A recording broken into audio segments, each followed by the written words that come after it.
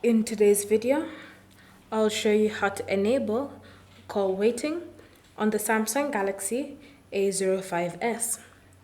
Begin by opening the phone app, and then from here, ensure that keypad has been selected. Next, tap on the three dots in the top right corner and select Settings. In your call settings, tap on the option Supplementary Services and wait for them to load.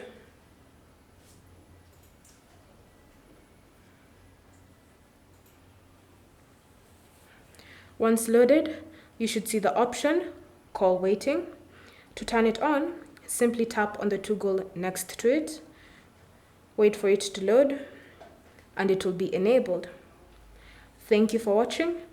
If you have any questions or comments, leave them down below and we'll get back to you.